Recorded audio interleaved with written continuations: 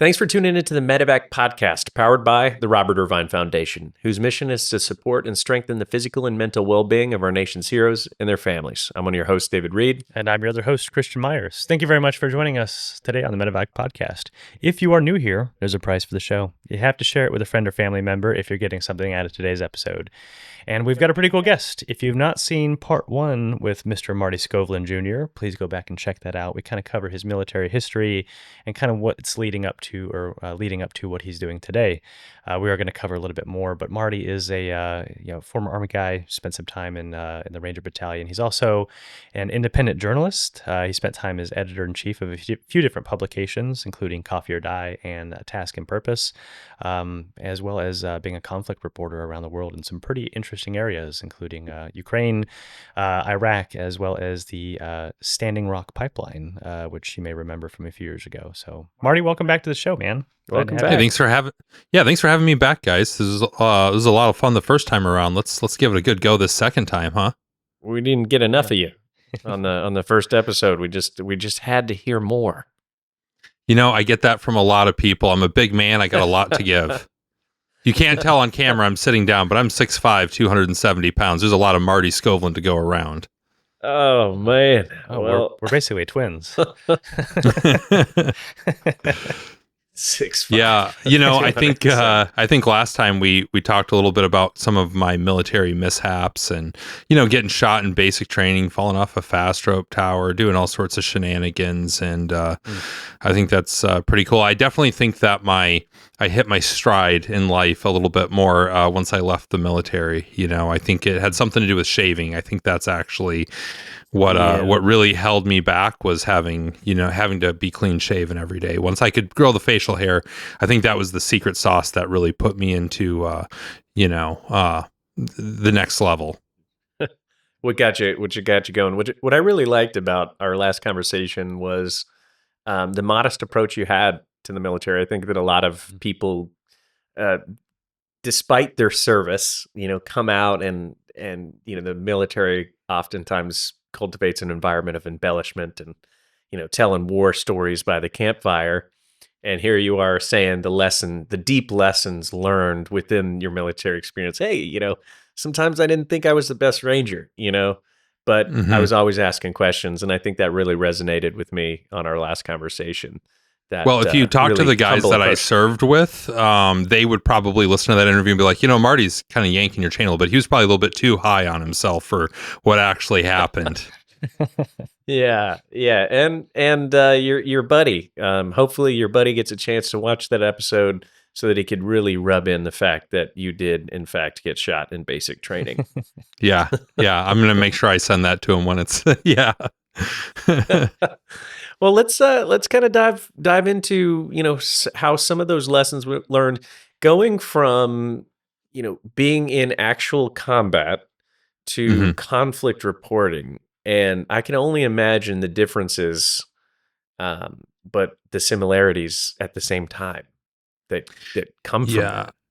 Yeah, my entire sort of selling point. Right? Because a lot of people, when they go to do conflict reporting, especially if you want to embed with the U.S. military, especially if you want to embed with not just the U.S. military, but specifically special operations units who are not usually the most excited folks about having embedded reporters, you usually have to have quite a track record at that point. Years and years at known publications. There's got to be an upside to the military to accommodating you, because at the end of the day, they are spending taxpayer dollars to accommodate a reporter to come out with them, feed them, put them up in, their barracks and all that sort of stuff, right? And so you usually need a little bit of a track record. Well, to sort of circumvent maybe what I had lacked in some journalistic experience, I was like, well, hey, I was in Ranger Regiment. I've deployed 5 times. I've, at bare minimum, I can promise you I won't get in the way. You won't really have to babysit me.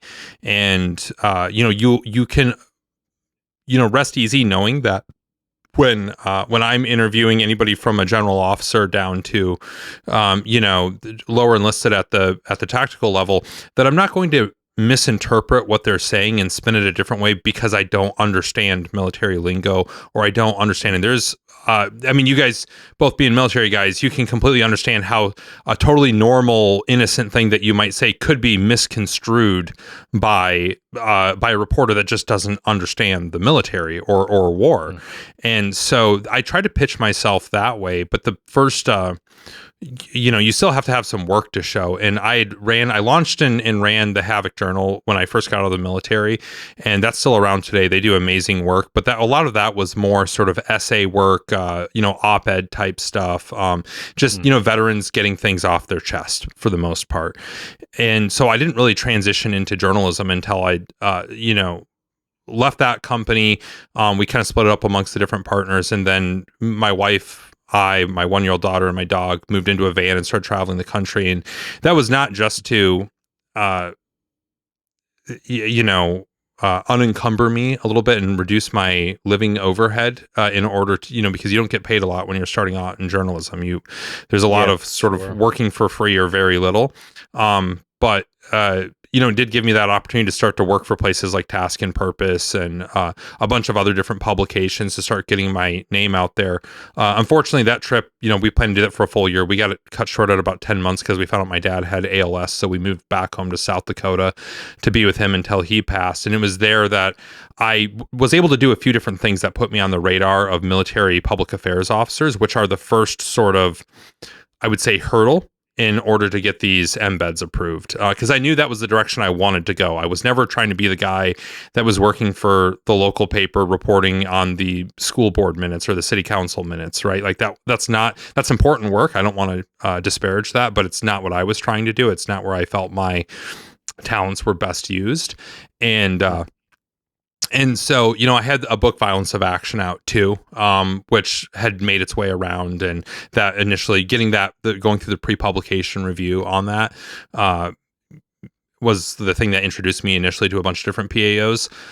Once we got back to South Dakota, though, a couple different things. The Standing Rock oil pipeline protests kicked off, and those would end up being, at that time, I'm sure the George Floyd protests and riots would probably eclipse this, but at that time, they were the largest act of civil disobedience in American history. And so that was a big deal. That was happening in North Dakota, just outside of Minot, North Dakota.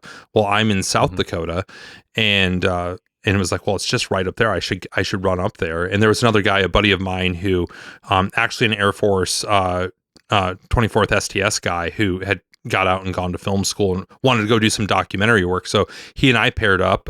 We did it under Task and Purpose, and went up there and kind of lived out of my van. I still had the van up there on the reservation and kind of embedded in the protests and did that. I came back from that, wrote a big long form, like 5,000-6,000 word story. My editor, the features editor at Task and Purpose, actually kicked it back and didn't like it. I'm a pretty down the road, middle of the road guy. I really try to find the truth of any situation. A lot of times the truth, I find, doesn't fit neatly within, one side or the other's narrative that they're trying to push. And that editor, he's a great editor. I don't want to disparage him either. He's a great editor, but he didn't see that story. He didn't think that was right. So I ended up having to just publish it on Medium. Well, it ended up going basically viral. It was the only reporting out there that had reporting from both inside the protest camp as well as on the other side of what was essentially a DMZ out there, where the police, sheriffs, military contractors, all sorts of people were set up for the pipeline. And so that got a lot of people's attention. And that's actually, and I also at that time did a History Channel show called JFK Declassified, and that gave me a bunch of production experience. So that all happened. I literally went to Standing Rock in between shooting episodes of JFK Declassified. So that all kind of hit around the same time. That got me on the radar of a bunch of different people, to include one man named Tony Main, who maybe you guys know or not, but he was a Range Regiment guy as well. He's over at Gallant Few now, but at the time he was still in the military, and he was a public affairs officer for the Special Operations Task Force overseas in Afghanistan. And I'd kind of put it out there that I was trying to get to Syria at the time. That was when the ISIS fight, this was 16 into 17, so end of 16 going into 17, and that was when the ISIS fight was really at a peak. And so I was trying to go embed with somebody in Syria, for a variety of reasons that were far above any PAO's level. The United States government was not interested in highlighting how involved Americans were in yet another ground war in the Middle East. So that wasn't something that they were particularly interested in. But Tony reached out and said, he's like, hey, I think I could get you in with Resolute support out here on the soft side. And, it's not going to be anything too crazy, but you can cover some training and, kind of what we're doing out here at the commando qualification course outside of, I'm blanking on the name of the base right now off the top of my head, but just outside of Kabul there. And we'll get you out with the Special Missions Wing, which is like Afghanistan's version of the 160th, and, do some good stuff. Of course, yeah, foot in the door. I'll take it all day long. So I get out there for that first one, and it was that, wasn't gunfights or anything crazy like that, but it was back in Afghanistan. First time I'd been in Afghanistan since 2009. And so, so I guess a long way of answering, what was that like going from, as a combat soldier to that? It's like, you kind of feel like at times no time had passed, and I'd gone to some of the same places, right, that I was, and they weren't that different. Like the T barriers were in a different location. You didn't know your way around quite as well as you did back then, partially because it'd been almost 10 years, but also, these bases change over time and things like that, but a lot was the same. And you kind of just feel like, wow, did any time pass at all? And then there's this other kind of bigger feeling of like, I'm not on the team anymore. Like as much as I walk, talk, and can get along with anybody around, and I bumped into some guys that I served with. There was one guy that was my old PL was over there, and I bumped into him at the Chow Hall. I bumped into another guy that was my first Tab Spec 4, and he's a first sergeant with the 82nd, I think. And, so I bumped into these people, and it was just crazy. And some of them, in both those cases, I had not seen them since I was in Ranger Battalion. These weren't people that I'd kept up with.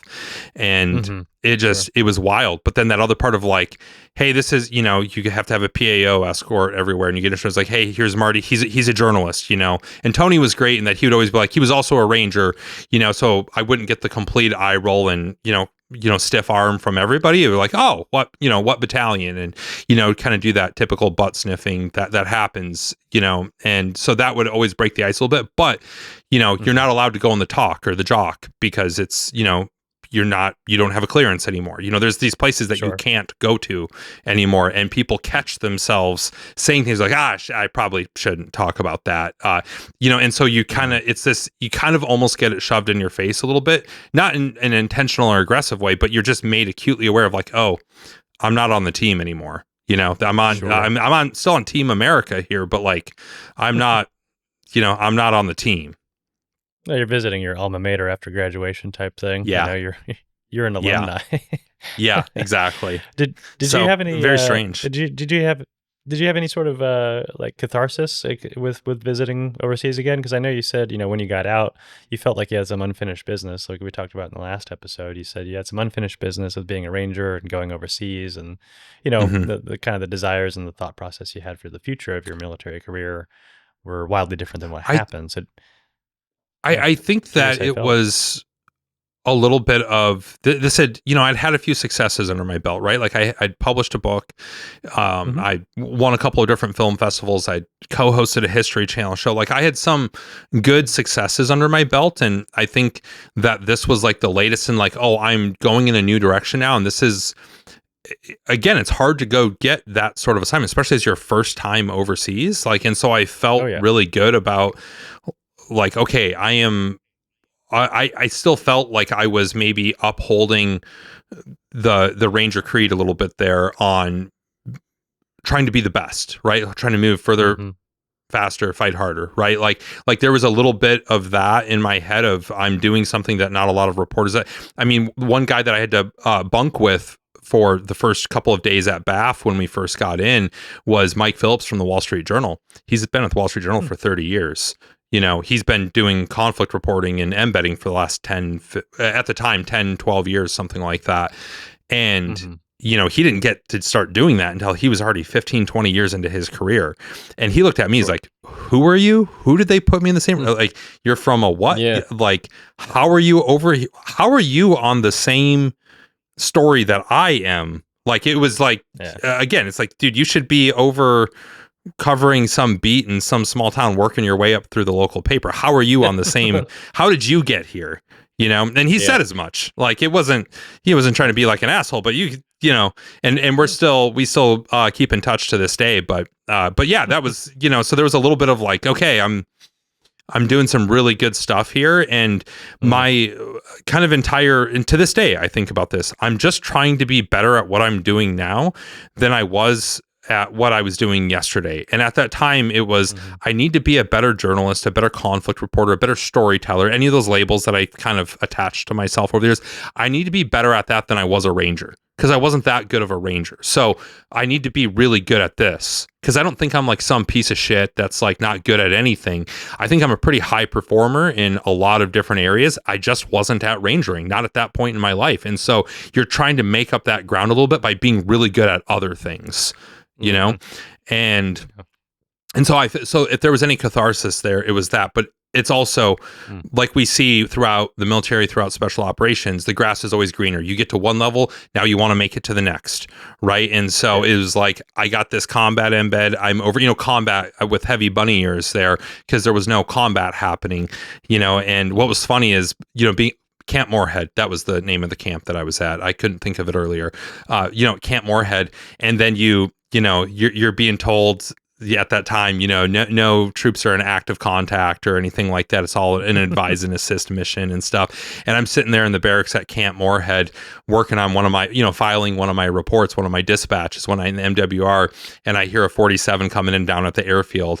I look down and I know that one of the Catejas units was there, and I see a blacked out 47 land with it's clearly a 160th bird, and I see a bunch of homies getting out the back there. I'm like, I don't think those guys are out doing a lot of advising and assisting. And so it was, and I'm sitting here looking right at it, you know, and I actually said something as much to Tony, and he just kind of smirked, you know, because of course, like the talking points do not apply to, you know, the general talking points coming out of the National Security Council, the administration at that time, did not reflect what the task force was doing. And, you know, of course, the typical reporter that's out there doesn't know the difference between that helicopter and any other 47 that they see running around. They don't know that the boom out front is not something that comes standard issue on those 47s. And they don't know that, like... How do you navigate that? You know, I mean, if you know one thing is happening and, you know, they're saying as much as a different thing, how do you put that story together? I mean, there's not enough to report on out of that just because I saw a helicopter, and if they're not confirming anything, again, I know, and I know they know I know. But like, there's not enough there that I can write on that. You know, there's not, and that wasn't the story. I was writing a story on the, you know, the commando qualification course and how they were coming into their own, and all the work that they were doing there, and the special missions wing and what they were doing. And it was not about so much what was going on there. And there was to make things even more complicated, there was actually, I can't, this may have been on a different Afghan embed, but on one of my Afghan embeds, there was all the same talking points around the same time. There was a 18 Echo that was killed in action while I was there. And it's, again, so there's like some of these things that come face to face. I told him, I was like, I have to write this story. I'm here in country. I need to file this from here. And so after the embargo lifted, after next of kin had been notified, I filed that story from Afghanistan and everything. But yeah, you do have to, your job as a reporter is, you know, it is to ask questions on behalf of the American people, on behalf of the public. And, you know, and yeah, the talking points didn't always match up perfectly. And there were certain things that I knew, again, and I think that was always the argument that I made of why I should be on these embeds for my editors, for the publication to pay for me to go over. They say, well, you're pretty new, you know, well, hey guys, I know a lot of questions to ask that everybody else can't. And you know, one example I'll give of this is when I went out to go do a tour of the Special Missions Wing and some of the aircraft they have, well, they had PC-12s for their ISR aircraft. And I was very impressed that an Afghan aviation unit, even their premier one, had ISR platforms. I just assumed that they were using ours, and I'm sure they did. I'm sure they were complementary too, but they had their own ISR platforms. And they take me up in this PC-12 and they start talking stuff. I started asking a lot of real specific questions, and that interview ended a little bit more abruptly because they're like, this is, again, they're not used to having journalists that know to ask these questions. you know? Yeah. And so, and it wasn't anything that was necessarily breaking OPSEC. But it was asking about, hey, you're saying you have all these capabilities. Well, now I'm going to kind of fact check that. I'm going to ask the really specific questions. If you say you have X capability, well, are you doing this? Do you have this? You know, kind of getting into some of those things. And that's where it was like, Sure. oh, whoops. Yeah. And so you could tell that in all future embeds that I did, they kind of knew. And I think that was part of the prep that PAOs would do with whatever unit I'd be embedding with, is like, hey, you know, Marty knows what he's talking about. That's both a good thing and a, hey, make sure you watch what you say around him. You know, I don't know for sure that happened, but I always got the feeling that they'd been kind of briefed ahead of time. I'm sure. I mean, you're both an asset and a little bit more dangerous for them at the same time, right? I think so. The whole ignorance is bliss. The whole ignorance is bliss thing applies. If you got some journalists off the street with no military experience, well, yeah, no, that's a regular 47. It just happens to be a different color, and they're going to stop asking questions. Yeah, that's an interesting concept. Yeah, but you know, and the other side of it too is like they don't have to worry about me running in front of somebody's barrel, you know, during a firefight. They don't have to worry about me not knowing what they're doing. Like, you know, I understand the general schema maneuver of whatever these guys were doing. And also from their point where they're trying to highlight on that specific trip, right? They're trying to highlight the capabilities of the Afghan special operations apparatus, right? And it helped that there were things that I was genuinely impressed with that were definitely upgrades over the guys that we'd had attached to us. You know, like my last time in Afghanistan, it was a minimum. You had to have 5 ANA, you know, commandos attached to your strike force to be able to go out. And now these guys are out doing unilateral missions, and you know, they're definitely, their capabilities had changed quite a bit. I mean, I would say that they were borderline a liability when they were with us. You know, they barely didn't know how to turn their nods on and stuff. And I'm sure there was still some of that going on, but it's been 15 years. You know, it's been 15 years. I think this is a really common mentality, is people think Afghanistan and Iraq was what it was like when they deployed in the, you know, 10s and early 2000s. It's not at all. I mean, these guys have been re-equipped, you know, retrained, and it's a totally different type of force over there. Totally different capabilities. And so that's something that I think my experience, when they could get a little bit more granular with me and know that I was understanding on things, when they talk about like, hey, we're training snipers out here, and it's a lot of the curriculum of what they do at Sephardic, and you know, things like that. Like they could throw things around like that and know that I was going to get the gravity of what they were saying much more than the average reporter that doesn't know the difference between the Special Forces Sniper Course or SODIC at the time when I was in, and a regular sort of train the trainer sniper course, right? Like, just as an example, you know, so there were things that I could, you know, understand at maybe another level deeper than the average person. And I think that could be a real asset to them too.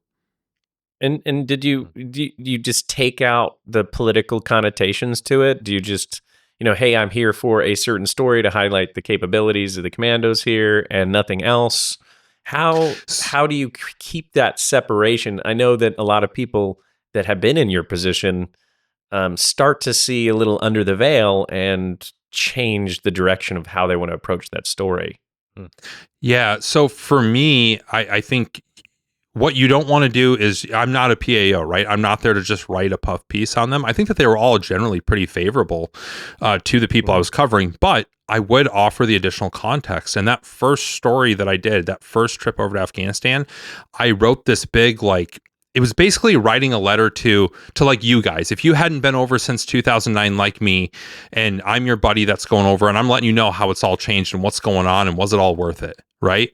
Like, that's where I was in 2017. This was the fall of 2017. And I go do this, and I'm doing this larger story, and I got access to, you know, multiple, you know, 1 and 2 star generals, you know, talk to General Linder, talk to a lot of Afghan officials, Afghan generals. Like, it wasn't just the tactical level. I was getting the sort of at the strategic level as well. And so I was able, and then just my own research and other reporting that I did outside of that, I wrote this big feature.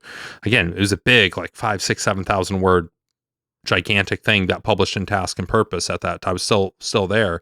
And yeah, it did. It covered everything from the cellular networks and population growth happening in Afghanistan. At that time, Kabul was the fastest growing city in the world.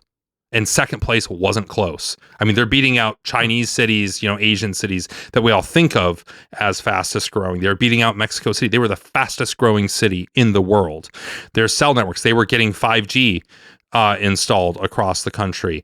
The mining operation was changing. So how do you tie that all together? Well, it was all context for what I was seeing on the ground there. And here's what how their military is advancing. One story that I did that was really interesting, actually, it wasn't the big long form one that I did. I did a series of dispatches while I was there.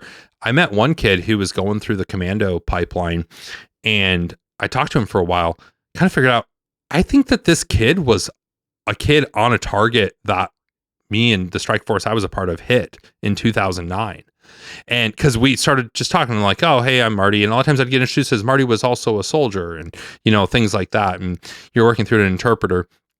This kid, he was like, I was like, oh, where are you from? And he was like, oh, I'm from Coast. And I'm like, oh, I lived there for a couple of months. I was at the Salerno base, and he knew where that was and everything. And he told me about how he, I asked him, why did you want to be a commando? Why not just a regular soldier or a soldier at all? But why specifically do you want to go do this very dangerous job? And being an Afghan commando, by the way, was a very hazardous line of work for an Afghan male to go into at that time. Those guys were going through the grinder. And he said that he had, American commandos visit his house in the middle of the night when he was 9 or 10 years old or something like that. And I go, oh, and Coast. And he goes, yeah. And I was like, well, do you remember when that was? And he told me that was the, it was, he said like November of 2009 or something like that. And I was like, oh shit, that's like when I was there. And I asked a few more questions. I don't remember everything, but I kind of figured out there's no way to know for sure. But I think that this kid he was joining to become a commando because the platoon, a Ranger platoon that I was a part of went and hit, crashed their party in the middle of the night. And it was a really wild thing. So that was another big thing that just stuck out to me, is that real world impact of, you always just assumed that the people that you visited were sort of traumatized by the experience. I'm sure many of them were. This particular kid, it changed his life in again, I don't know where he's at today. He might be, I don't know what side of the ground he's on today, right? With everything that's happened between then and now. But, he went in a really positive direction for his life, all because he saw these American commandos coming in and their professionalism and how good they were and how they were different from all the other soldiers that he saw. And yeah, that was a pretty cool thing. Yeah, he was inspired instead of, I guess, radicalized. You kind of see it go both ways with that, right? Yeah. And how many times have we heard the opposite story? You show up and, show up at somebody's house in the middle of the night, and now they're, playing for the other side.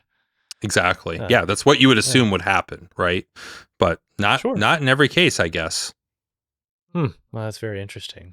So from there, obviously, so this was your first embed, right? I mean, being in Afghanistan, do you think that that set up the framework for you wanting to continue that type of work, or was that something you sought after that? Yeah, that story came out, and they wanted me back, basically asked, when's the next time you can be back? And around that same time, Evan Hafer called me and was like, wanting to start a blog or something over at Black Rifle. And, guys, I'm coming off of a pretty high level embed with the U.S. military. I've got the Standing Rock story. I've been like, going and starting like a coffee blog wasn't necessarily what I was interested in. And I kind of told him, I was like, well, I mean, I'm interested, but, he's like, yeah, I'd be covering the American military and veterans and, first responders and stuff. And yes, coffee too, but that can be really cool. And, you'll be, it's yours to go and do with it what you will. And I was like, well, is it going to have a budget? And he's like, yeah, not a big one at first, but enough for me to continue to go and capitalize on these other opportunities, like being able to go and get more embeds and things like that. And so I accepted that job and started at Black Rifle in spring 2018, about, I think, a month before I got my second embed in Afghanistan, which is the one that was on video and millions of people have seen now. But that's how I kicked off what people would come to know as Coffee or Die magazine. I launched that in spring, I did the first story. It hadn't even launched yet. I remember sitting in the MWR at BAF and sketching out what I wanted the website to look like and how it should be organized and working on the style guide and things like that. I was doing that while I was waiting to fly out to JBAD and connect. And also, while I was there, I was supposed to be embedding with a different with the task force there, but that ended up falling through. So ended up shifting to a different story while I was there. But that all happened. Once I was launching Coffee or Die, I was working for Black Rifle at that time. And that was going to be what we launched Coffee or Die with, was this exclusive embed with American Special Forces in Afghanistan. And that's what it was. That I told them if they wanted me to come back, I'm not particularly interested in just covering Afghan commandos. Again, it would need to be Americans and hopefully whatever ones are the closest to whatever kinetic things are happening in the country. And so they were completely on board with that. And they put me out with this ODA in Eastern Nangarhar, right on the Afghan-Pak border. And those boys were getting after it, it was great. And went out, and that's, I wrote a story called The Valley Boys. That's what I called them, because they were in the Momand Valley. This is right. If you guys heard about that Moab that got dropped in Afghanistan in 2016, this was basically like the beachhead that they secured after the Moab got dropped. That Moab cleared them to be able to push further up the valley into what became, they called it OP Bravo at the time and would later be called Cop Blackfish.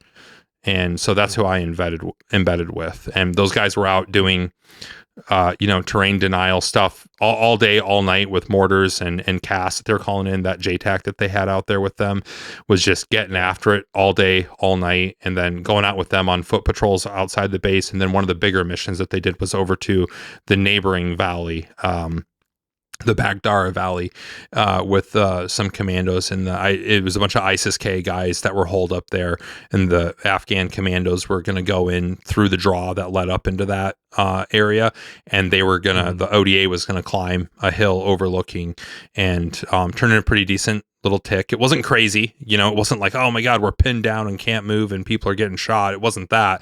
One Afghan commando was killed, a bunch got injured, and then a bunch of those all the Green Berets that I was with didn't. None of them got injured on that particular mission, but a bunch of them got their CIBs, which was pretty cool. And a bunch of those, they did end up taking some injuries and things like that on future missions to that same valley later after I had left. But, I came back with this story that I was really proud of, and a video package that has now been viewed. I think the last time I looked, like combined across platforms, over 10 million times, and it really set me up. And that went all throughout the military's special operations. Now with that out, it was like I could call basically any PAO anywhere in the military and get them to at least take me seriously, especially with it coming from a publication that was called Coffee or Die. That was like, because these PAOs, they have to go get this across the board with their commander. The commander's going like, used to have the New York Times and the Washington Post and the Wall Street Journal, CNN, whatever out there, Fox News.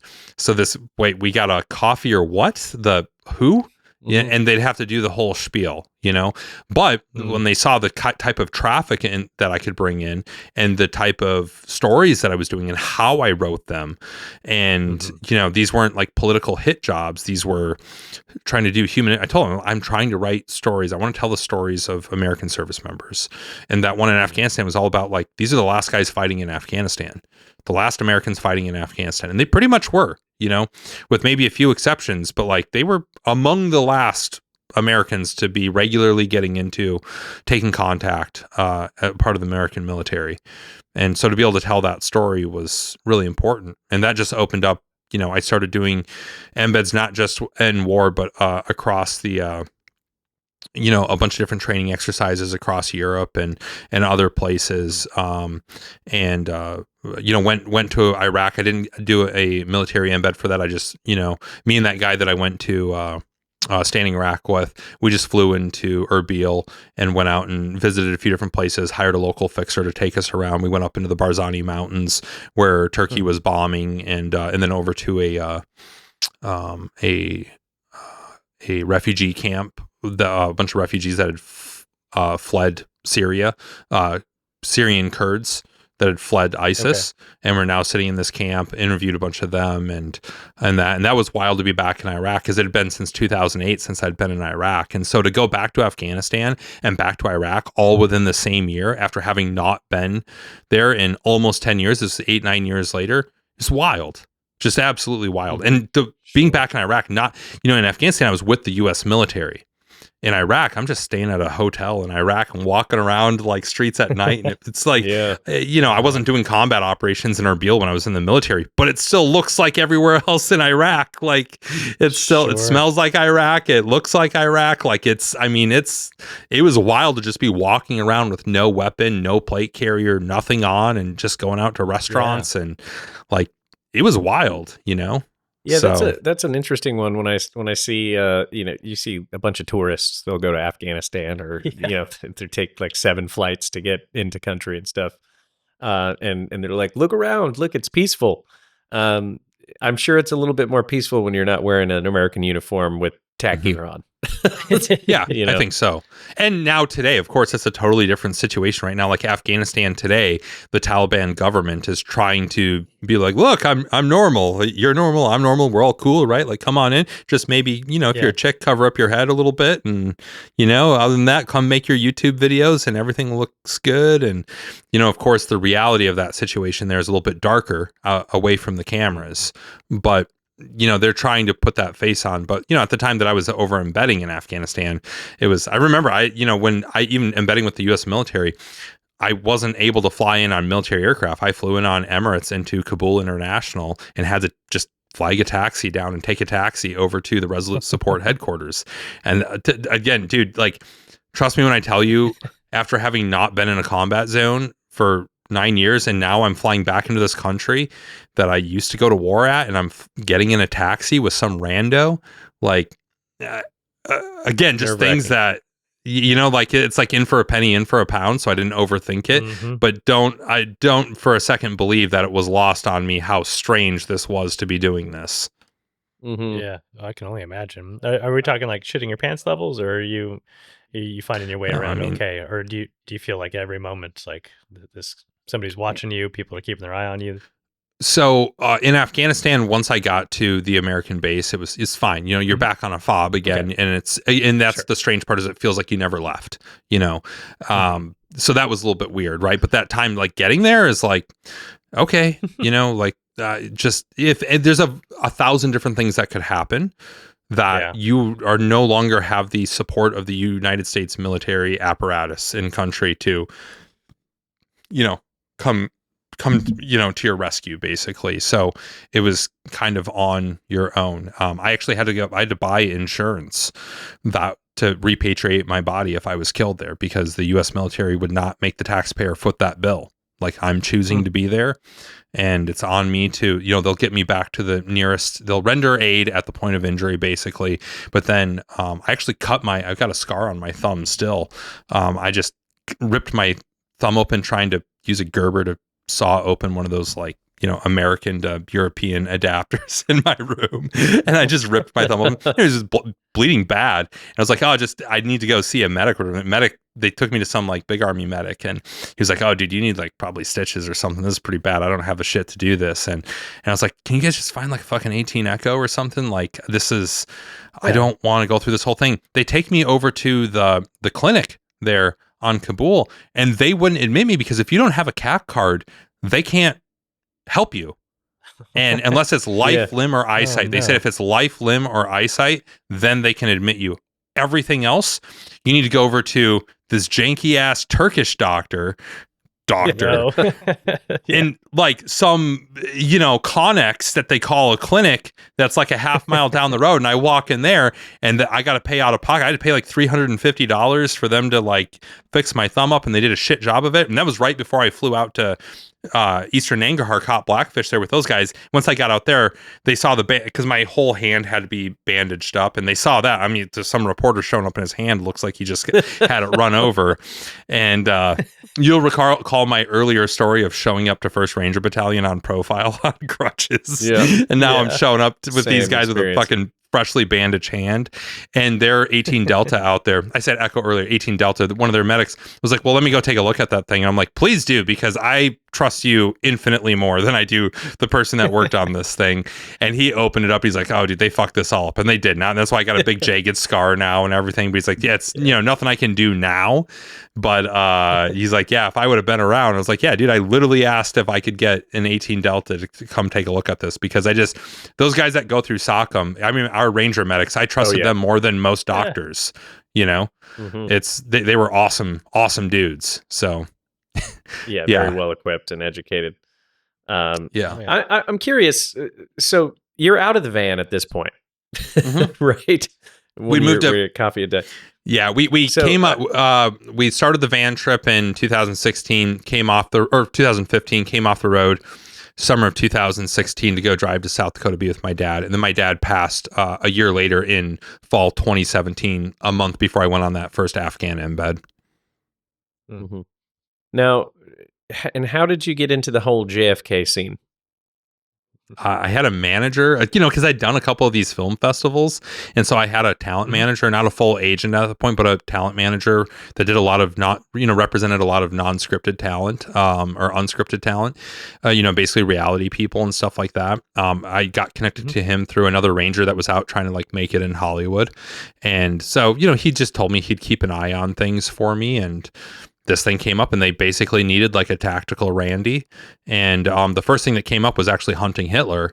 And I talked to him about that, but I ultimately passed on that because I was like, this seems ridiculous. I don't want to be there was no concept for it. So the tracking Oswald thing, the JFK declassified thing, that was like a spin-off of hunting Hitler. And at that point I saw how successful that was. I was like, oh, and it didn't look totally ridiculous. So they needed a Tim Kennedy type, Tim Kennedy ended up doing the Hitler thing. Apparently he didn't have the same reservations about it that I did. And so I was like, oh, okay, yeah, I'll go do this. And they needed another tactical Randy, which again, I don't know that I was the best that they could find, but I could, it was a fun thing. They paired me up with a guy, retired LAPD detective and a retired CIA case officer. And so the three of us were supposed to go retrace Oswald's steps and try to uncover truths and all this other stuff. It was a really fun thing to do. I had a blast. Oh yeah. And I'm sure you learned food poisoning in Mexico City, and yeah.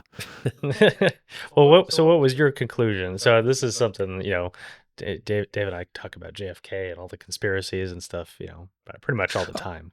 Where I sit now, ultimate conclusion. Yeah. Not that I necessarily arrived at this on the show, but it definitely influenced my opinion, I think. But where I sit now is, I think that Oswald did not act alone, that that there were multiple interested parties in having JFK killed.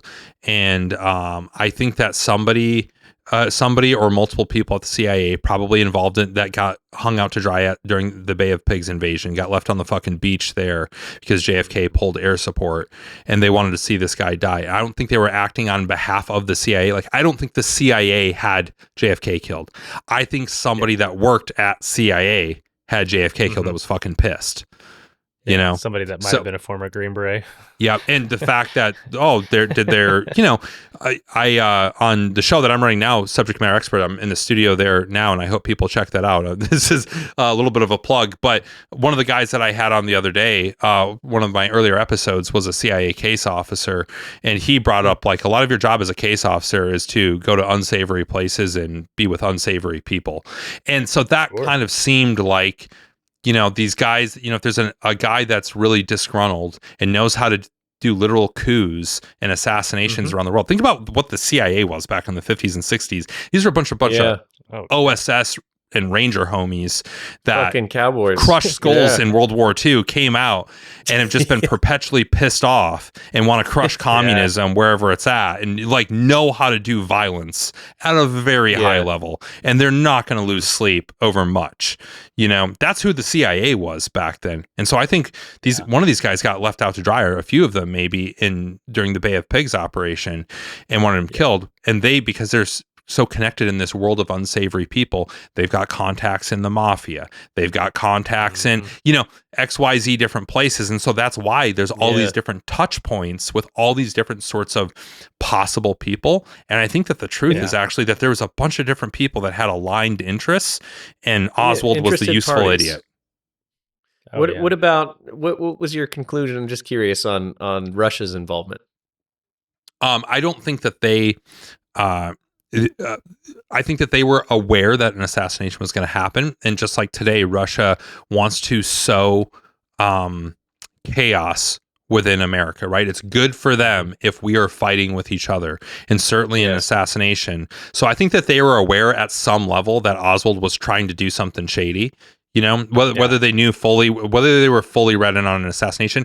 Do I think that they were behind it? No, I don't think that they were trying to do it for the obvious reasons of like, hey, if they were connected in any way to this, that could be World War III, right? Like assassinating a foreign head of state. Like that's, you know, that's not nothing. So I don't think they wanted anything to do with it. And multiple interactions with Oswald, like he tried to walk into the Russian embassy in Mexico City. We went there and they basically laughed him out of the building. I mean, there's footage of this. We went up to an old American LP, like intelligence LP that overlooked the Russian, still to this day, the current Russian embassy there. Really interesting stuff. And you could clearly see where he would have walked in, and it matches up with the footage and the different photos and things like that. And really interesting stuff. But yeah, I don't think Russia was behind it. I think that they're, you know, KGB was no joke. I think that they were aware at some level that something was going to happen, and they weren't going to go out of their way to try to stop it, you know? Well, they did issue a warning before it happened. And like this, did they? Okay. So that, fair there's a enough. well-documented warning, but beforehand, so that they could, you know, feasibly push it off of their own hands that, hey, this guy was in Russia, and they're going to say it was us. Here's a warning, you know. That again, for that aforementioned, they don't want to be connected to this. Like they know what that would mean if somebody made a compelling case that Russia was behind the assassination of an American president. Like, did you ever read the book Chaos by Tom O'Neill? No, I didn't. I haven't done a lot of research on this outside of what I did for the show, to be completely honest. It's not like a current like obsession for me, but Well, this guy spent over 20 years investigating the entire thing, and started as just an article on Charles Manson, which evolved into the Manson family, how it's associated with the JFK assassination, how it's associated to the MK Ultra project, and how it's so much crazy stuff. You get into the family of jewels, the family jewels stuff, and like, dude, again, the CIA was wild back then. There was one doctor who was running all of it. He worked directly for the CIA. He's the guy that they called in to interview Jack Ruby after he killed Lee Harvey Oswald.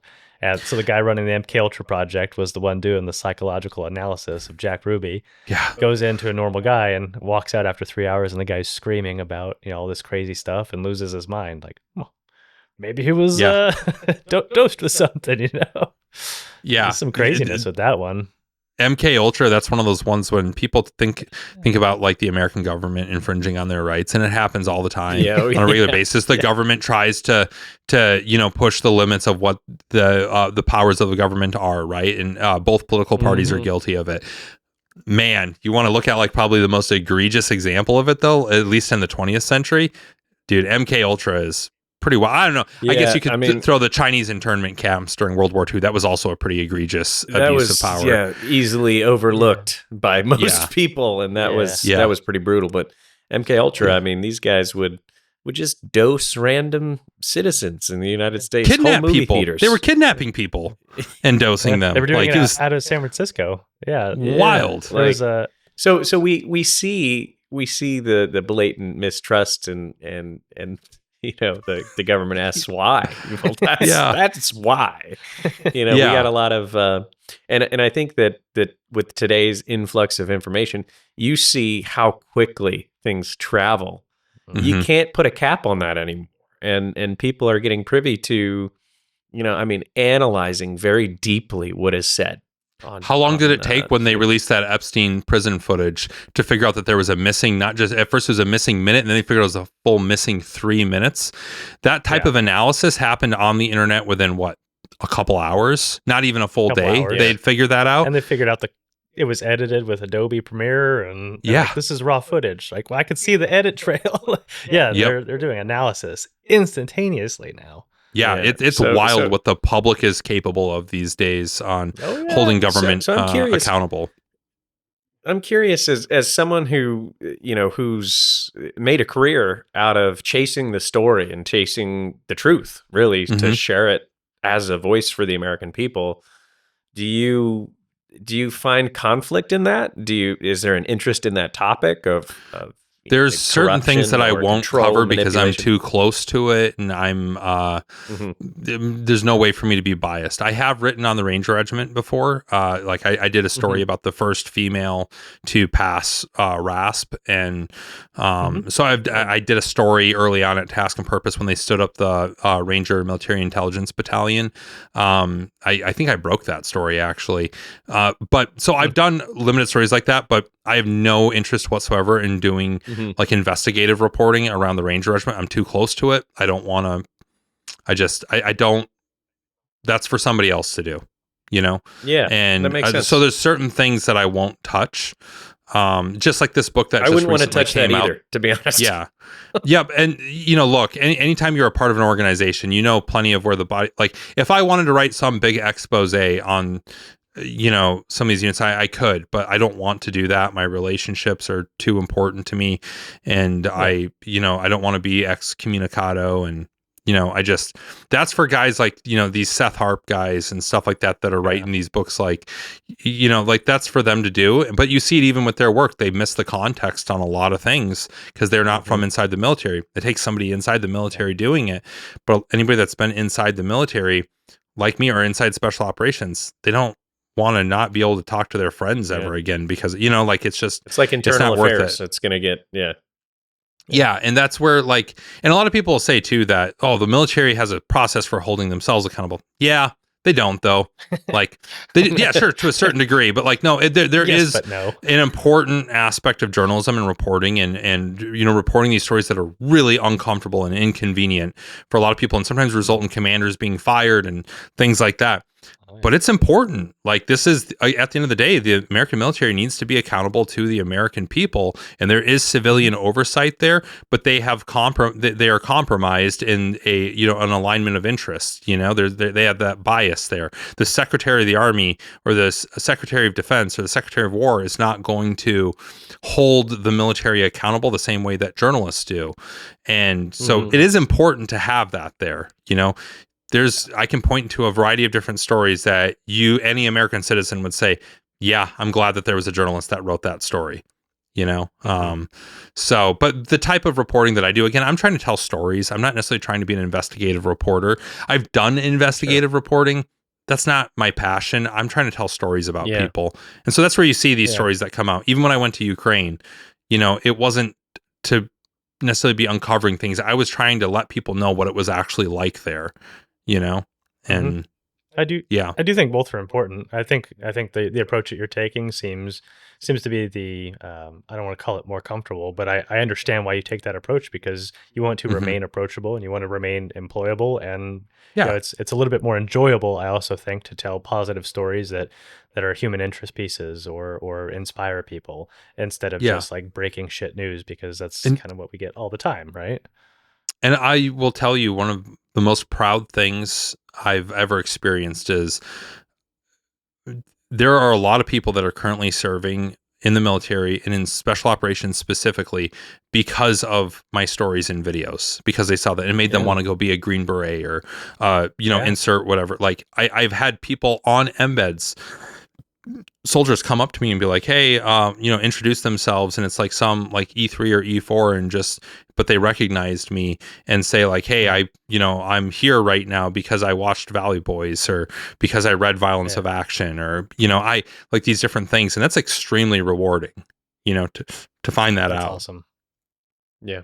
Yeah, I can only imagine. I don't want to gloss over your time in Ukraine either. I'd love to keep talking about JFK and all that, all Yeah. the conspiracy jazz, or the Fort Bragg cartel stuff. I think there's a lot of interest there, but Yeah. in the same reason you don't like to cover that stuff. I think it's just for clicks and views. But your time in Ukraine, I, now I do want to.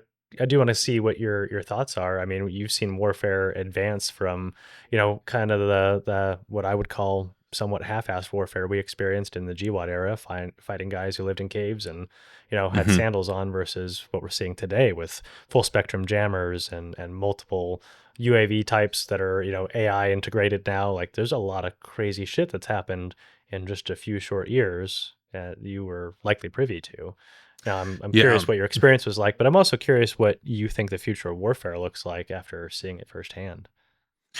Yeah, so when I was in Ukraine, we went over, it was just a couple weeks, I think, after Russia invaded. So still very early. This is when, Okay. Ukrainians were hot wiring Russian tanks and, using, javelins were a big thing then.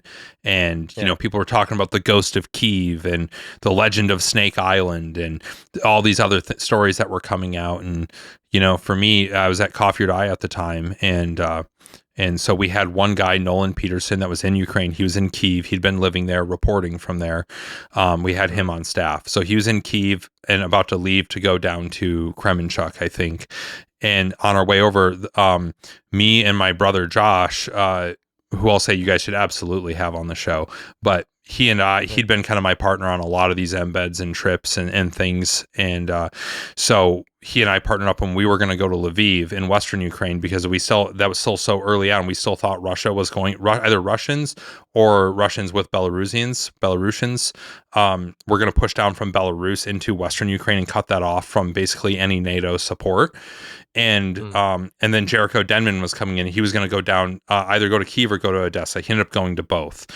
And so me and Josh and Jericho all flew over roughly the same time, all across the border into Ukraine roughly the same time. Josh and I ended up having to walk across the border. We rented a car in Poland and thought we'd be able to drive in, and they turned us around. The Polish border control turned us around, saying, "You're not going to drive a Polish rental car in here because it's an active war zone." And we're not going to, basically they were looking out for like their fellow countrymen, whoever was running the Avis desk in Warsaw. Like, no, we're not going to let you come in here with that. And so we had to go, we paid some Polish dude, that ran like a, long-term parking lot. And we're like, hey, we got to keep this here. He was actually really cool about it. So many Polish people are so patriotic about it, because they kind of look at it as like, if Ukraine falls, we're next, so they were very, I don't know what the current sentiment is, but at the time, very, very patriotic and supportive of Ukraine. And so this guy, he was like, yeah, not only will I give you a deal on the parking lot here, I'll drive you back down to the border instead of you guys having to essentially hitchhike down there. He drove us down as close as he could get us. We walked through what the refugee camp that had kind of sprung up on the Polish side there. Walked through all that, and then there's like a DMZ between the countries, this long walk, and on one side of the fence that's all the refugees fleeing, and it was all just women, children, and very, very old men, and it's packed. It's probably a 10 or 15 yard wide area for them to walk, and I don't know, probably a half mile long, and it was just packed the whole way. And then me and Josh were the only two on the other side of the fence going the other direction. And you want to talk about an eerie feeling, that feeling of like, you're used to, in Ranger Battalion, you like to say that we run to the sound of gunfire, right? You run to the sound of the guns, and you take pride in that. Now that you're walking into a country as a civilian with no outside support, no military support, is a very good possibility that you're going to be behind Russian lines if what you think is going to happen happens. And it's just the very stark realization of what's in front of you. Like, there's nobody on our side walking towards Ukraine, but thousands of people walking out. And it was just wild. Isolating. Yeah. And it was that kind of like that final walk where you really had to examine yourself. And Josh and I think both got kind of quiet, because I think we were probably both thinking the same thing. You're doing that internal audit of, you sure you want to do this? At this point I've got 2 kids. I got a wife. I've gone to war as a combatant. I've gone to war many times over at this point as a non-combatant, as a journalist. I've checked a lot of different boxes. Do I really need to be doing this right now? You kind of do that internal audit. You think this is different. This isn't the Taliban. This isn't ISIS. This is fucking Russia. This looks different. There's ballistic missiles. This is different. They're leveling entire blocks. Hundreds of years of unexploded ordnance. like this is different, right? And years, so, we walked down there, we got to the Ukrainian control there, and we'd been credentialed ahead of time by the Ukrainian MOD, and so that helped. We had that credential on us, and we got through. And then they, right off the bat, they had like a counter intelligence guy right there that kind of prodded us, and he was like, "Hey, what are you guys doing?" And kind of broken English, and we're like, "Oh, we're American journalists. We're coming in." I look like I do. Again, it's 6'5", 270, big boy, big beard. Still carry myself like somebody that comes guys that come out of soft carry themselves a certain way. There's a lot of confidence still. And my brother, same guy, he was in 3rd Ranger Battalion and was a paramedic for years. He's, unlike me, covered in tattoos. The dude that was powerlifting for years, was doing 600-pound deadlifts for 3 reps, just like the two of us walking in to this place, we were saying like we're journalists. The guy was like, he about laughed us out of it. It was like, okay, well, good luck, journalists. Like it was like a wink, wink. Yeah. Like I think he thought that we were going to fight, or we're American intelligence, or we're, whatever he thought, journalist was not it. Like, yeah. And you write a story, man. And so we get through that, and we had to walk about, it was like a kilometer or 2 into Ukraine to meet a different Ukrainian that was going to come pick us up and drive us to Lviv. And so you walk through this town that's right on the other side of the border, and it was just kind of wild, because now you're Poland, modern European country, nice hotels, nice restaurants, people at ease, and just a matter of feet, you cross into this country, and it's a country at war. As soon as you walked into this town, people on street corners making Molotov cocktails on their front steps, people going around getting supplies, sewing mesh camouflage netting, like a country that was mobilized and preparing for war. And it was such a stark contrast. And that's where, you kind of say, we're not in Kansas anymore, Toto. And this is, it's on, and so we did this long walk. It felt long. It felt longer than it was, probably a couple kilometers. I'd have to go back and look at what it was. It was 1, 2, 3 kilometers. I don't know. But it was through this town into some gas station that was outside of town in the country, that we were supposed to meet this guy at. And when you're stuck inside your thoughts, right? I mean, that's got to be, seem longer than it was.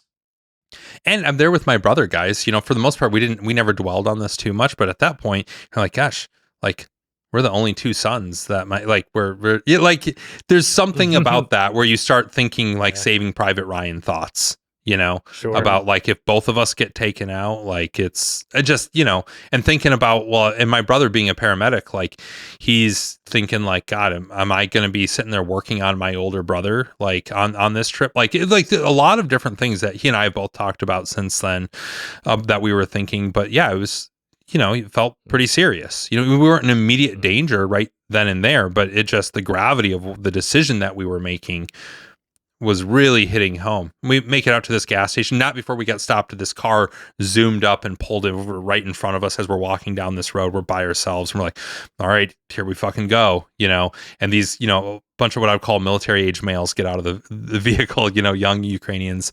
And there's like 3 or 4 of them. And the one guy that's like in charge, he says like in like perfect American, like, hey, what are you guys doing? And I was like, oh, you're American. And he's like, well, I'm Ukrainian, but I lived in New York or wherever he lived. He lived in America for years, but he was back now to join the fight. Like he's Ukrainian. He's a fighting age. He's coming over to help, and what I gathered through talking to him there, he was definitely kind of working like kind of like the CI patrol, going around. There was a big threat at the time. They were very concerned about Russian infiltrators and like Russians coming in to wage basically guerrilla war and, spies and things like that. And so they were very paranoid. And that continued throughout that entire trip. And paranoid for good reason, by the way. That's not a admonishment. But these guys were kind of on the, basically patrolling, looking for Russian agitators, infiltrators, whatever. And so they pull over to check out because we clearly don't belong. You can tell we're not from there. And we're carrying fucking duffel bags with us. Like it's, and he says, do you think it would have been a bad idea to greet him in Russian? Or even attempting Ukrainian. We spoke English the entire time, and we tried to even American it up a little bit. Like we didn't even try to hide our like Midwest accents, like Josh and I will typically try to do a lot of times. Is like we didn't want anybody to think that we were anything other than what we said we were. Like that's how you end up in a basement. With Ukrainian intelligence trying to figure out what the fuck you are, like it's super serious, And so these guys, it started with these guys, and he got out and checked us out, and we're like, oh yeah, we're journalists. We're, meeting up with somebody up at this gas station. He's going to take us to Lviv. And like, oh, okay. And he's like, oh, so who did you say you were with? We're reporting with, and stuff. We're like, oh, coffee or die. And he's like, I've never heard of, coffee or die. And, and so he pulls out his phone, starts Googling our names. And thankfully, all sorts of bylines show up for both of us, and he can see exactly who we are. And, my face is all over the internet. It's not hard to see that I am who that I say I am, and all that. And so we ended up, it was about a 10 or 15 minute stop there, but those boys got out. They were ready for like, any tomfoolery that you might think you might want to get into. They were ready for it, and those were definitely not, and that was kind of the first test of like, okay, this is different. Again, this is really serious. And, we end up making it to that gas station, and then that Ukrainian contact picks us up half hour after we get there, and drives us. At this point, it's dark, multiple checkpoints on the way into Lviv, pulled out by gunpoint multiple times to search the entire, the Ukrainian included, just multiple checkpoints, let him do all the talking, showed our MOD credential. A couple of them like called the number on the credential to verify that this was real and everything. And then we got to Lviv to an Airbnb and start, hunker down. That was but that first, I don't know, call it that first 24 hours is just getting into Ukraine and everything. It was quite the shock. And I'll kind of skip over, that trip a little bit. Russia did not, in fact, invade from Belarus.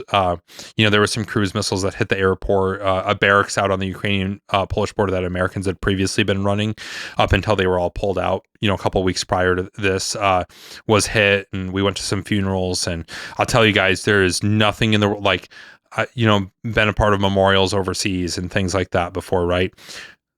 Mm-hmm. It gives me chills right now just thinking about it, but there is nothing I've experienced maybe more impactful than standing outside of a Ukrainian church in downtown Lviv, where everybody had gathered, all the family and everything had gathered for all these Ukrainian soldiers that had been killed in a missile attack. And the hearse is pulling up, and all these Ukrainian flag draped caskets being held out, and people just stoic, not crying, just stoic Ukrainian, like what you think Eastern Europeans, but specifically Ukrainians are, they were, right? Very stoic, and just watching, and the church music is playing and all that sort of stuff. And as their caskets are being carried in, the alarms start going off, the sirens start going off for a possible incoming. Not a single fucking person moved, but you saw a couple of different of the older women, like the grandmas. You could see tears start running down their cheeks because you knew that. I think it wasn't anybody scared for their safety or anything. It was like, again, very stoic, come what may. But it was knowing, as you're watching these guys get carried into the church and everybody running their salute, you're hearing the same sirens. It was the last thing that they heard. These guys in the caskets, that's the last thing that they heard, is what you're hearing right now. And that just, that hit different. And seeing these people, it's like, normal people, kids, women, grandmas, grandparents, soldiers, lots of soldiers, coming to pay their respects. Yeah. And then those alarms, those sirens start going off, and just not a person fucking moved, not a person. And it was just so inspiring to see them just stand their ground. And, yeah, anyways, that really stood out. That was one thing that really stood out. Sure. And That's a heavy moment. yeah, Josh did some really crazy stuff. He went and outside of our Airbnb, we could see these people doing like shady ass stuff outside of our apartment every night, like walking with flak vests into this bar that had been shut down because it was dry. There was a curfew. No bars were allowed to be open. They wanted every citizen sober and ready to fight, and all sorts of stuff. But these people were like sneaking in and stuff. And we thought that we were like, are these guys Russians? Are they like, this looks super fucking shady. My brother went down the next day and found one of them outside and was like, hey, are you guys the guys that have been coming in each night? And just like straight up asked them. Turns out these guys were coming in and they were using this facility to gather supplies, medical supplies and things like that, tourniquets, all that. And they were doing nightly runs into Kyiv to go supply the front. Basically the resistance of coming in. And so yeah, they were like said that if he stuck around for longer that he could make a run in if he wanted to with them, and super friendly and all that other stuff. And we ended up not staying that long because it just ended up turning into access was really difficult. Access and placement was difficult. Movement was extremely difficult to be able to do any reporting. Jericho ended up leaving for the same reason. But he actually did go to Kyiv and down to Odessa, but it wasn't worth it to stay there much longer than we did. But he did that. My brother also got a tattoo while he was there, which is really cool. And went and we had a good time, all things being said, but it was very paranoid. We got stopped almost every day.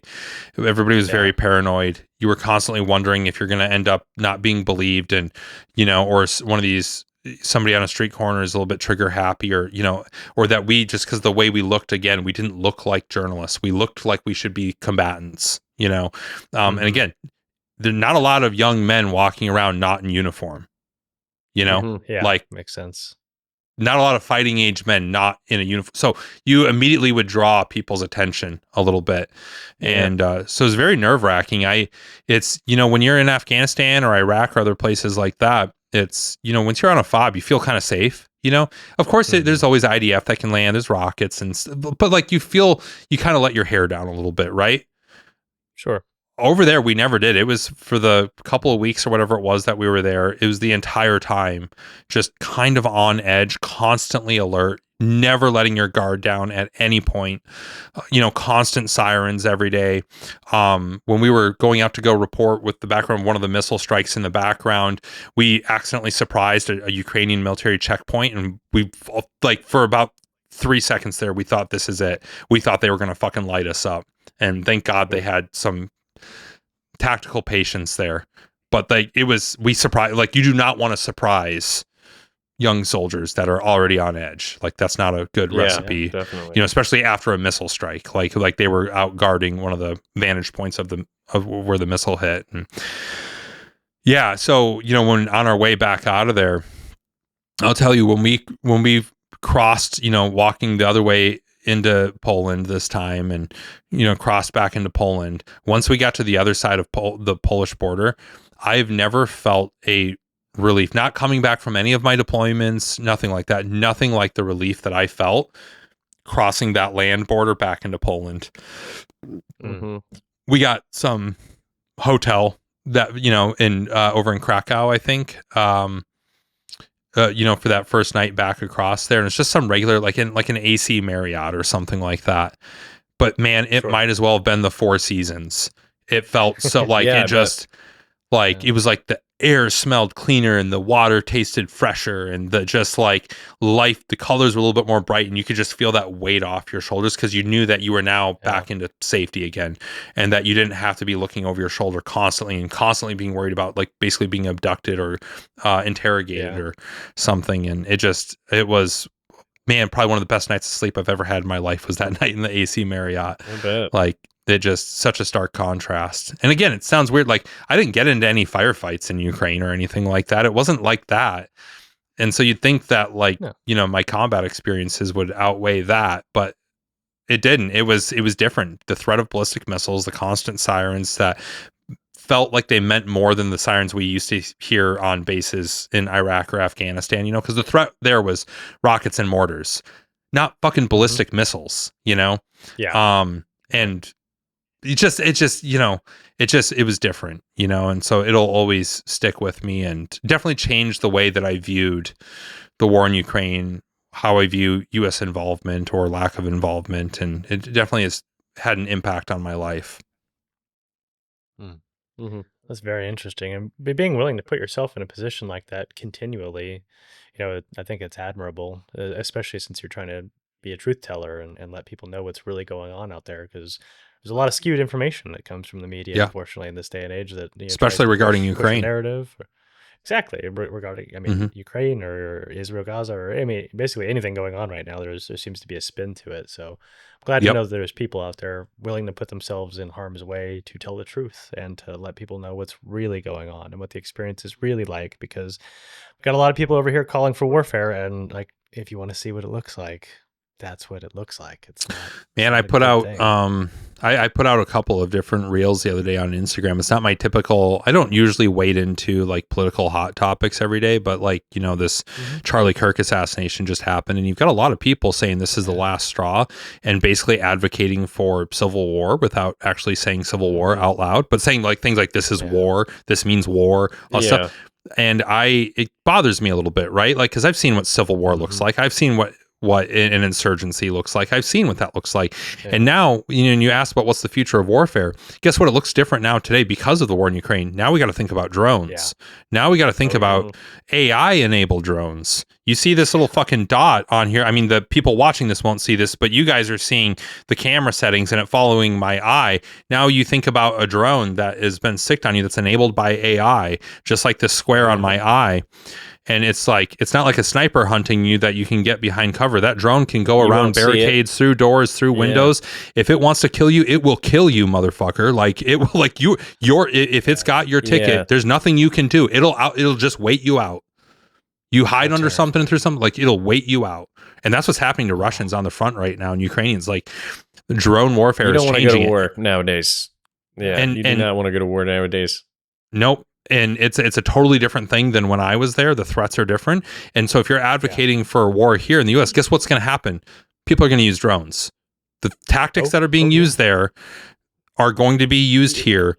You do not want that here. In your own environment. And that's the thing too. I think that most of the time we have a tendency to push through to extreme sides of things. When we have an assassination on someone's life. Now's the time to look inward and bring out the real leadership within yourself and realize that there needs to be a balance. That's why I felt there doesn't need to like be I war. Had to say something, like it should be, we got to say something about like, hey guys, no, you don't want that. And who I see a lot of these calls for coming from, not exclusively, but I would say mostly, it tends to be a lot of these like influencers and stuff that are popping up advocating for this stuff. They tend to have never been to war and not have kids. Yeah. And they're not real. It's not real. I'm sorry. Your job is to show 1% of your life, and it's not your neighbor. It's not the people who you are seeing firsthand that have these opinions. Most of the time, I think that conversations that we have with normal people have normal, balanced outcomes. Yep. But when you look at social media and the big media. They're painting a narrative where it is you're on one side or you're not. Yeah. And that creates fear amongst people. And we're seeing that every day, especially with this. This is the last straw. Who's saying that's the last straw? TV is, not your neighbor. Yep. So at this point, I think what we need I promise to do you is there's plenty more straws. This is not the last one. There are plenty more straws. Between now and Civil War. Like, and within a week, we see everybody's perspective of this guy changed completely, and they weaponize that. So I think it's a time to tone it down, and find compromise for once. Go talk to somebody that doesn't have the same point of view as you and find out what common ground you have. Because guess what? Everybody's got common ground with somebody. You can take people on polar opposites of any topic. They've got something in common with each other. Maybe we start to focus on the ways that we're the same instead of the ways that we're different. And try to just bring the temperature down a little bit here. I'm not saying that a political assassination is not a very serious thing and something that people should be rightly upset about it. But let's not jump to war. and And fighting it's the a other wake up call. half of the Yeah, country. don't grab the spear. You know, Yeah. No. at this point, And it's don't assign it to one entire side or another entire side either. I mean, I think it's most Mhm. beneficial to condemn the actions and to ultimately to listen to the words that he was saying, because I- he's echoing, or he was saying the same things that we're echoing now, is to build the Mhm. bridge back. Like, stop feeding into the violence, stop feeding into the negative rhetoric, build Mhm. the bridge, have discussions, because when we stop talking is when violence happens. And that was the entire purpose of his message at the end of the day, is what it seemed like to me. I mean, after messages aside. yeah, I think it's it's the right thing. hateful killing. Oh, Mhm. yeah. It's A disgusting. Yeah. It's hateful killing. It doesn't matter what his treacherous. beliefs were or what he said at all. Yeah. You killed a man in front of his family who's supposed to be an American. Yeah. Mhm. So anyway, enough of the political kind of route there. But what are you working on now? Yeah, so after my coffee or die days, Ukraine ended up being kind of one of my last hurrahs on conflict reporting. I went and took a job over at as the editor in chief over at Task and Purpose, which was cool. I started out there very early on when Task and Purpose was a brand new publication as one of their sort of freelance contributors, and kind of returning as the editor in chief was really, really cool. Was able to bring over a couple of the coffee or die people with me, and did that for a while, and while I was there, right before I ended up leaving there, that ended up being a somewhat short stint. And right before I left, though, I went back over to Iraq, back to Baghdad. I'd been back to Iraq before, but never back to Baghdad since I was in Baghdad in the last time in 2008. And so going back to Baghdad specifically was pretty wild. I ended up not being able to do the story that I wanted to do going over there because of a different story that had came out that was unflattering to the Iraqi CTG or CTC. I always get the Kurdish and federal switched around. But the Iraqi counterterrorism unit, they had an unflattering story come out in the Washington Post about some stuff. And so they kind of literally, I'm on the Qatar Airways flight over. They kind of shut down media operations so that their special forces is a full bird colonel. That's their advisor. And his guys still kind of took me in. And I happened to be in Baghdad, the same place that I deployed to the very first time back in 2006. It was a place called the MSS. It was right like within the green zone there. And that was really cool. Turns out this colonel that I was with, he was asking, I was telling him, I was like, yeah, it's actually crazy to be back here. I used to live right over there by where those buildings are. There's this place called the MSS. He's like, oh, no shit. I was there, and he's like, what year were you there? I was like, oh, it was summer 2006, like 2 weeks after Zarqawi got killed. And he was like, yeah, that's when I was there. He's like, what house were you? You were in the Ranger house? I was like, yeah, house 2. He's like, I was in house 1. I was with the SIF guys.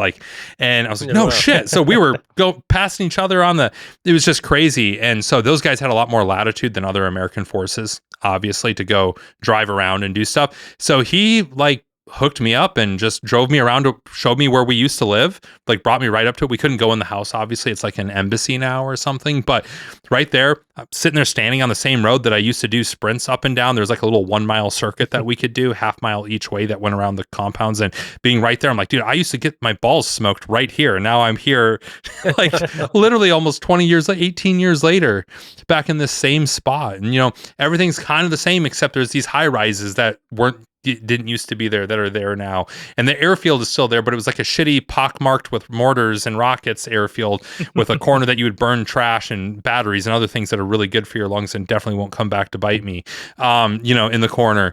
And now it's this really nice, developed with an air traffic control tower and all this stuff set up, and so cool to see. And then we drove over to where the Iraqi guys in one of the SF ODAs that was over there advising them were set up at where it used to be the old BIOP, the military side of Baghdad International. Took me over there. And of course, that looks completely different now because it's not all built up, but it's still the same. I was aware that this is exactly where I was. And he kind of did a good job of orienting me because he knew what used to look like, and was like, okay, so if you were here, this is where this was, and this is, and I was like, kind of got my bearings a little bit. So that was really cool. But that was that trip ended up just a short trip before I ended up coming back over to Black Rifle. I got back from that, and it was like literally a week or two later, I took a job over as the VP of social media and operations over at Black Rifle, and did that for a year. And in the meantime, this book right there, Send Me, The True Story of a Mother at War, that came out.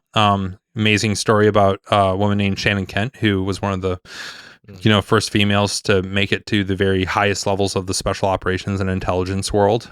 That book came out around that time and got optioned for film, and so that's going on right now. And then I just recently left Black Rifle. I don't know. I guess it's been 2 months now, something like that. It was like in June or July. June.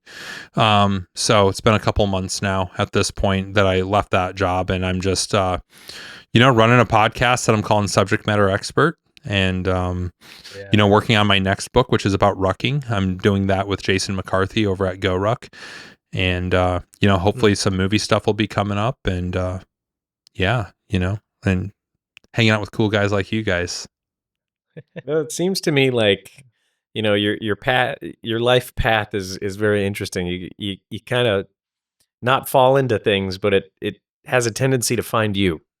So I'm curious to what your next call is going to be, and maybe it's what was it, hunting Hitler?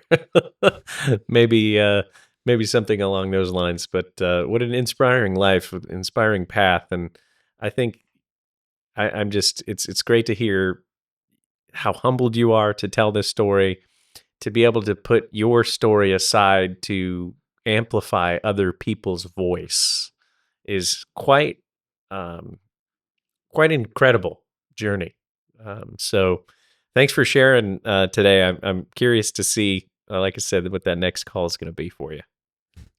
Yeah, I still have it in my head of I'm still trying to be better than I was, still trying to prove, prove something to myself. And maybe there's still something in the back of my head of, trying to prove something to my first squad leader or something like that. It's, it's still trying to fight that thing of being really good at something, trying to be the best at something, whether I get there or not, but it's the pursuit of being the best at whatever you're deciding to put your time toward, I think that's a really, there's an opposite. There's an opposite to that too. I think it's never good enough, and when I don't think it ever will be for me. I don't, exactly. Guys, I don't think I'm destined to be happy in this life. I don't think so. I'm not saying I'm specifically unhappy right now. I'm a generally well-adjusted, happy person. I think, I've got a beautiful wife and kids, and, love living up here in New Hampshire and all that. But I don't think that I'm somebody that's ever going to be satisfied. I think, this book over my shoulder, it did well. It's getting optioned for film. There's a bunch of different things I could point to in that I could have done better. It's that constant AAR, that constant evolution of trying to just be better every day. And there's like big drastic things that I need to work on. Like I said, I'm 6'5", 270. I should be 6'5", 220.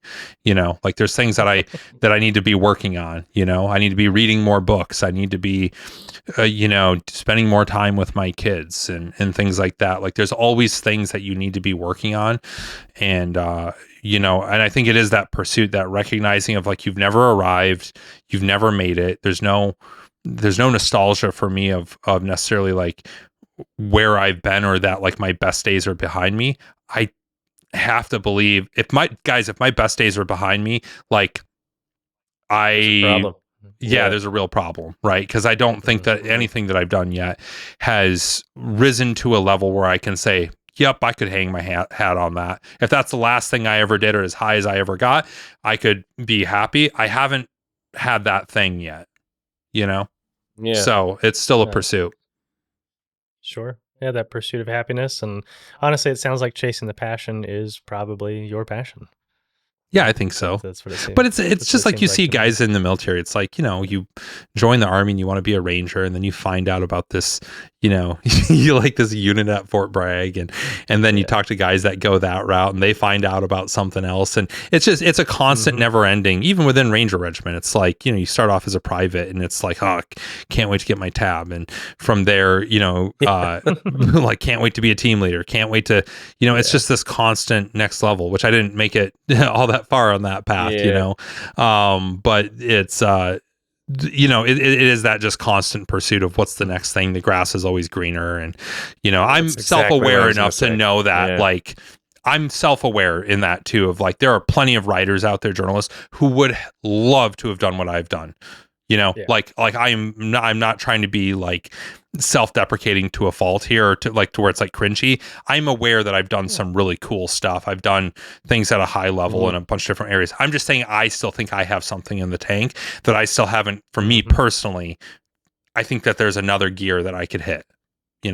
So that's what's going to continue to drive you. Is the never enough, or always looking to be better. You're going to get to a different chapter, but I think it's important to reflect, not necessarily live vicariously through the past, but to reflect on, hey, I am enough, right? Because I think the side effect of not thinking that you're there yet is thinking that you're not enough, or you need to be a different version of yourself.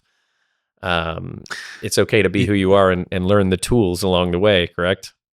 It's funny you bring that up. I did this thing about a month ago. I went into Chat GPT and put it on like thinking mode or whatever, right? And I asked it, I was like, hey, ask me a series of questions and utilize every psychological or whatever test out there to determine what my personality is, and let me know what like my blind spots are. I'm paraphrasing. I wrote this whole prompt out, and I wanted to give me a series of questions, like yes, no type questions, and like analyze me. And it gave me like how I scored for five different of the main sort of personality tests that are out there, or like the way your brain works tests.